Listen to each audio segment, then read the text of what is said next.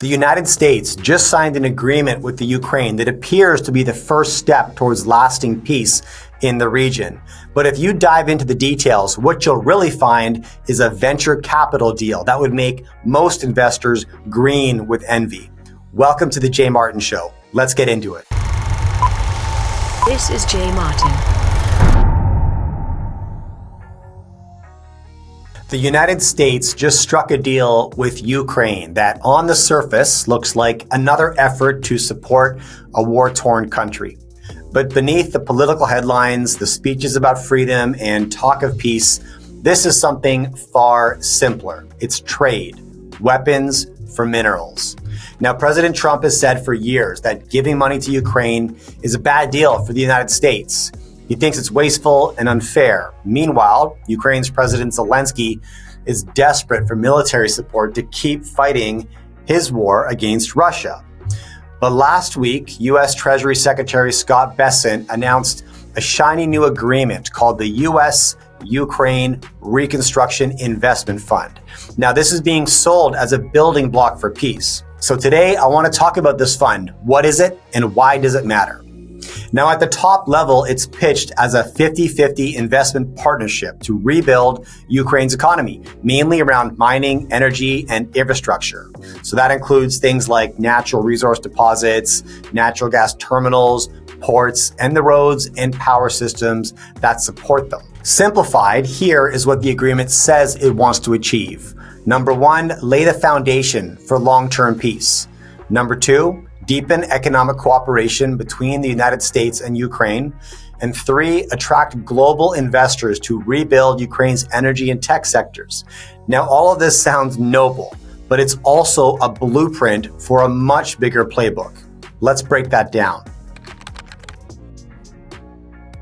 Now, in the agreement, Article 6, Contributions to the Partnership, outlines who puts money into the fund and how. Now, both countries, the Ukraine and the United States, agree to put in equal amounts of capital. Now, that sounds fair, right? Like splitting the dinner bill. But how they each pay their half is where the game begins. Let's start with Ukraine's side of the deal. Now, instead of writing a check, Ukraine agrees to hand over 50% of the revenue from government-owned natural resource projects. That means half of all profits from oil, gas, lithium, titanium, and other valuable minerals must go into this fund for as long as the agreement lasts. The United States, on the other hand, can put in cash, or they can pay their half by sending weapons, defense technology, and military supplies. Now, whatever the U.S. sends to the front line, the Ukraine must match in hard dollars to the fund. No more, no less. So what's really happening here? Every time Ukraine asks for more weapons, it's agreeing to hand over more mineral revenue in return. Military aid now becomes a loan paid back in rocks and oil. So what is the real potential of Ukraine's mineral wealth? Now, it's believed to have vast reserves of natural resources, especially rare earth elements, which are critical for making everything from smartphones to fighter jets. And right now, China controls about 90% of the world's supply. And that gives China enormous power. If Ukraine has even a fraction of what they claim, now Kiev says they have 5% of the global supply, that could be a game changer. But let's be real, that 5% number is probably comically overhyped. But even if it's 10% true, it still matters. Historically, foreign companies have tried to take advantage of Ukraine's mineral wealth. Back in 2013, both Shell and Chevron signed massive energy deals worth about $10 billion each, but 2 years later, by 2015, both companies had walked away. Now, why did they do that? Because they determined that doing business in Ukraine at that time was like trying to build a factory on quicksand. The corruption was so deep and the red tape so thick that nothing moved forward. And as a consequence, Ukraine's mineral reserves are largely untapped. Now, this history of corruption is important because according to the agreement, Ukraine's resource profits will not go directly into the fund. Instead, they're going to take a bit of a winding path. So the government is going to collect money from their mining and energy projects. And this cash is then going to be transferred to a special account in the state budget. From the state budget, it will be handed off to a domestic partner company, and then the partner company deposits that money into the fund. Now, the agreement claims that this process is going to provide clear and traceable steps. To me, it sounds like a bit of a setup for a shell game. Let me tell you a quick story. I used to bartend, and at the end of each night, I'd count up my sales, pocket my tips, and pass the cash to my supervisor. The supervisor would then give it to the night manager. The night manager would lock it in the safe so that the next day the day manager could pick it up and take it to the bank. Now, without fail, by the time my money hit the bank, it always seemed to come up short.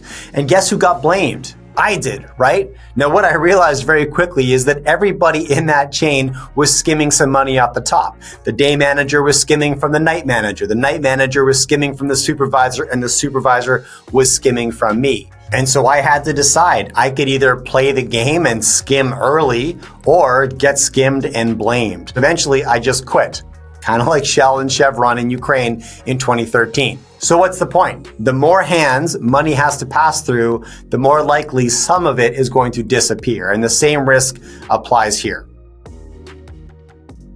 Now let's get back to this agreement, because there is a golden clause that I want to touch on. And this, I call it first dibs on everything. Now, once the money does eventually land in the fund, or what's left of it, it is co-owned by the United States and Ukraine. And here's where the US secured something very valuable. According to Article 7, the investment opportunity rights, the fund gets first rights to invest in any new Ukrainian natural resource or infrastructure project. This means that if a Ukrainian natural resource or infrastructure project is raising capital, it must show the offer to the US fund first. They get first dibs on every new investment opportunity. And that kind of access is what elite investors fight for. In mining, it's how billionaires like John Paulson or Thomas Kaplan built their empires. They got in early when things were cheap and exited after everybody else piled in. Now, it does not mean they're going to invest in every single deal that they see, but they are the first in line every time to say yes or no. The US has contracted that privilege for every mine, every oil field, or energy project in Ukraine, as long as this deal stands. Now, here's what makes this deal so clever. Military aid has now become an investment. Because the US can send weapons instead of money, and Ukraine has to match it in mineral revenue, every weapon sent now becomes part of an investment portfolio. So instead of just giving weapons to Ukraine, the United States is effectively buying ownership in Ukrainian industries with military hardware. That's not aid, that's equity. Now, I'm not here to debate the ethics of this deal. I'm here to analyze the mechanics of it. And this is very strategic. But if the above deal is advantageous, the next point in the agreement was a masterstroke. Which brings me to Article 8, the offtake rights. Now, as mentioned earlier, this new US-Ukraine fund will get first dibs to invest in every new natural resource opportunity that might come out of the Ukraine. But in addition, they also get offtake rights. Now, this means that if a Ukrainian project begins producing minerals, a United States chosen company gets the first right to buy them, and at the lowest available price. So no backroom deals can occur undercutting the United States buyer. And even more, if the United States declines to purchase the minerals that are being produced, they hold the authority to block the sale to anyone else they deem as undesirable. So if another country comes knocking, like China, for example, offering a better deal, Ukraine can't say yes unless America gives the green light. If Ukraine's mineral reserves turn out to be as valuable as some hope, then this agreement gives the United States secure, locked-in access as if those minerals were sitting in Nevada, not Kiev. Look, this deal gives the United States big financial interest in that country. And when you own something valuable, you protect it. And that is how the Ukraine hopes to get the defense guarantees that it so badly wants. If the US co-owns the pipeline or the mine or the refinery, then it has a reason to keep Ukraine safe. But this isn't a blank check. If Ukraine doesn't produce the minerals, well, no minerals means no funding. No funding means no weapons, and no weapons means no security. And that is the real leverage. Now, some might argue that this creates a perverse incentive, that it's actually in America's best interest to keep the war going because the longer Ukraine needs weapons, the more minerals the United States is going to get in return. But quite frankly, I see it as the opposite. You can't mine under missile fire. You can't build refineries in a war zone. Peace makes the minerals flow, not war. And even after the shooting stops, Ukraine will need weapons to defend itself. With no guarantee of American protection, their only ticket to safety will be to produce and sell more minerals. But now I want to step back and look at the bigger picture because this isn't just about Ukraine. This deal may be making headlines because of the war, but zoom out.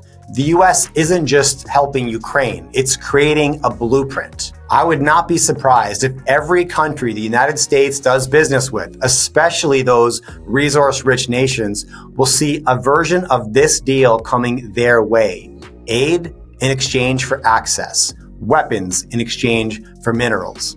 Let's not pretend. The United States has the biggest military and economy in the world, but real power, the kind that lasts, comes from controlling resources. Right now, China holds a very strong hand with 90% of the global rare earth supply. They have leverage over the entire world. If the United States wants to break that grip, it needs alternative sources. And this means locking down friendly governments with untapped mineral wealth, like Ukraine, because under the surface, it's never been about politics or speeches. It's never even really been about democracy or peace. It's always been about control. Resources are the game board, and everything else is just the packaging. If you're like me, you've seen the shift in investor sentiment worldwide, and you can tell that the smartest money in the world is no longer chasing overvalued tech stocks. They're watching developments like this, and they know this next era will be defined by the commodity sector. If you're curious about how to build an investment portfolio in the commodities world, then check out thecommodityuniversity.com, where you'll find a catalog of courses delivered by some of the best mining investors in the business. Everything from the absolute grassroots steps from Commodities 101 all the way through to risk management and portfolio building. If you're curious about gold, silver, copper, nickel, uranium, rare earths, or more, you can't afford to miss the Commodity University. Hit the link below and enroll today. Most investors think they're playing it safe, following mainstream advice, chasing trends, and clinging to the herd mentality. But there is nothing safe about mainstream advice. The smartest investors know that real wins come from thinking independently and spotting opportunities long before the crowd. And that's what we teach at the Commodity University. This is an exclusive membership designed to arm you with the skills from the sharpest minds in the mining investment world. Each of our professionals has a proven track record of finding trends before anyone else. At the Commodity University, you'll gain access to a highly curated and growing catalog of courses covering what you actually need to know to become an informed commodity investor. Every single month, you'll receive a brand new course packed with insights from the best in the business, giving you the edge to stay ahead. If you're tired of following the crowd and ready to invest smarter, think sharper, and understand the mining industry like the professionals, then take the next step and join the Commodity University today.